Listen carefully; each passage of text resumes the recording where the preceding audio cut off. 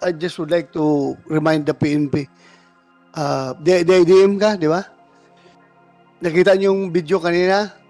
You direct your anti-cybercrime group kasi yung ibang school campuses, we know, that dominated by taga-kaliwa lang. Yun lang nagre-recruit. Samantalang yung gobyerno, pinagbabawalan pumasok doon. Sila na kumukuha ng pera sa gobyerno for their existence and survival ay kinakalaban yung gobyerno. Di ba? Ang tawag natin sa ganung klase yung mga tao. Di ba? Ingrato. Di ba? Very obvious. So, sana pagpatuloy natin yan, yung effort yan. At we have to encourage yung mga student affairs, anong tawag nun? Student affairs divisions? Opo, or Student Affairs Offices po. student SAS. affairs offices. Opo. Na sana tumapang sila. Huwag sila magpatakot. Dahil alam ko, maraming student affairs dyan na gustong harangin yung recruitment ng mga yung mga student organizations na yan. Dahil alam nila, ultimately, these children will end up fighting in the mountains. Pero sila'y takot dahil nga masyadong siga na itong mga makakaliwa dyan sa kanilang campus. If they feel threatened with the presence of these people na monopolize na sa mga activities within their campus, dapat they have to seek the assistance of the police para hindi sila matreten, di ba? Kasi mahirap yung pabayaan natin to. At sila na lang mamayag. Pag sila na lang nagre-recruit doon sa loob, tayo binabawalan. Bawal pumasok ang gobyerno. That's very, I don't know how to describe that kind of situation. Thank you, Your Honor. Siguro with that oath, I need to tell you that I am speaking not only as NYC chairman, but also as a former member of the League of Filipino Students and Kabataan Party List in UP Los Baños. So dahil sa aking experience po bilang dating miyembro ng League of Filipino Students at Kabataan Party List, kaya kong sabihin diretso sa inyo at sa kahit kaninong Pilipino at sa kahit kaninong kadebate ko sa mga makakaliwang grupo na wala naman talagang ibang nagre-recruit kundi yung mga dati kong grupo, yung mga grupo na yun ngayon. Ang nakakainis bilang ngayon experience ko sa gobyerno bilang chairman ng National Youth Commission, sir, makikita ninyo na kapag kaharap nyo sila, sasabihin nila na hindi totoong sila nagre-recruit. Pero dahil nga na-experience ko mismo, meron na ako mismo mga kasamahan, kakilala, kabatch sa League of Filipino Students na patay na sa bundok. At nakikita ko mismo kung paano nararadicalize ang ating mga estudyante ngayon. In a general note, bakit ba natin pinag-aaral ang ating mga kabataang Pilipino? Diba? Ba't ba tayo nagkakaroon ng mga students? Gusto ng mga magulang gumanda yung buhay ng kanilang mga anak, ng kanilang pamilya at makatulong sa ating bansa. Ito ay parte sa mandato ng National Youth Commission na ang pangalan Youth and Nation Building Act.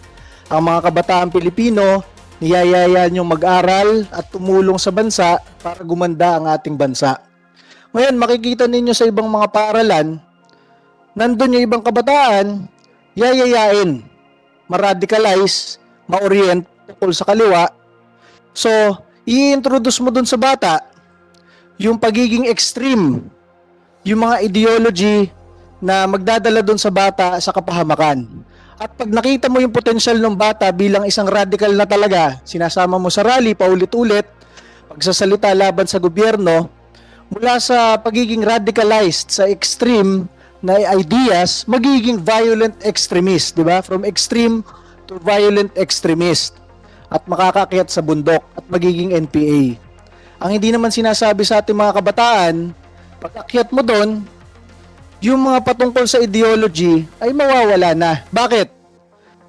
Nung hinikayat kang umakyat, ang dami niyong pinagsasabing pagbabago sa ating bansa. Gusto niyong tanggalin lahat ng pagkakamali sa ating bansa. Pero pagdating niyo sa bundok, in reality, ma-realize niyo na kaya nabubuhay ang mga kabataan doon, ang mga NPA doon, dahil nanununog sila ng cell site, nanununog ng mga truck at mga kagamitan ng mga negosyante at ginagamit pagpapaunlad ng iba't ibang kanayunan at ng ating bansa.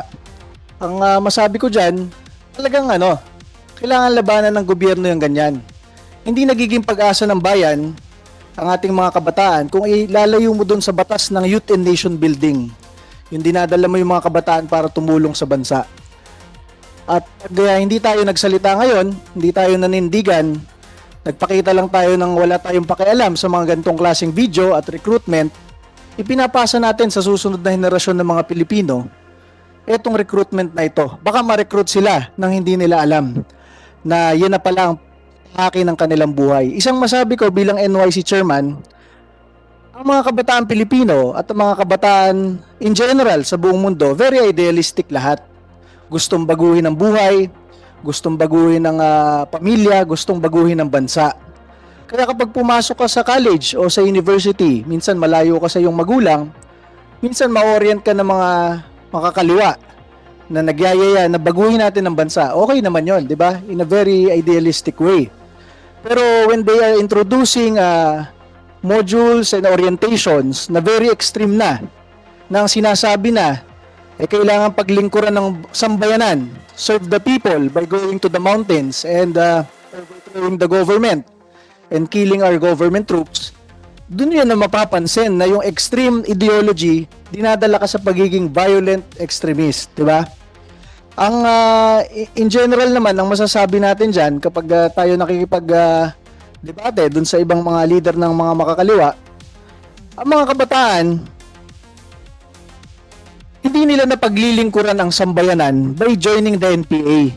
Dahil ang sambayanang Pilipino ang nagtayo sa gobyerno, ang sambayanang Pilipino ang sumusuporta sa ating mga tropa ng gobyerno, at pag dinala mo ang mga kabataan sa bundok, para pumatay ng mga tropa ng gobyerno, pumatay ng kapwa Pilipino, mangikil sa kapwa Pilipino, at kayong pabaksakin ng gobyerno, hindi mo pinaglilingkuran ang sambayanan. That is part of the extremist ideology na gusto nating tutulan.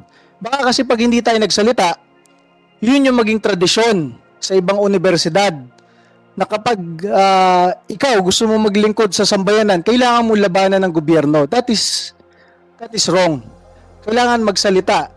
Ang National Youth Commission, Department of Education, Commission on Higher Education, ating mga kaalyado sa gobyerno at ang sambayanang Pilipino, na gusto nyo ba ang inyong anak, apo, pamangkin at kapwa kabataan na tsinatsagaan yung palakihin ng ayos, hindi masugatan, hindi mapariwara ng ilang taon mula pinanganak ninyo hanggang maging koleyo, hayaan nyo bang ma-recruit nitong mga to madala sa bundok at ninyo na makita tuwing Pasko at birthday nila dahil lamang nagkulang tayo sa ganitong proceedings na ipakita na mali ang klase ng recruitment na ito sa hanay ng mga kabataan Pilipino.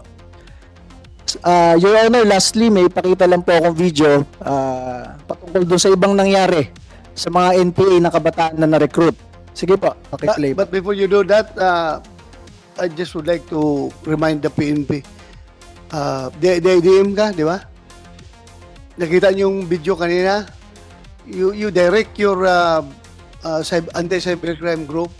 I-trace yung pinaka-origin nitong video na ito because this is punishable under Section 10 of the Anti-Terror Act, Anti-Terrorism Act. Yung recruitment,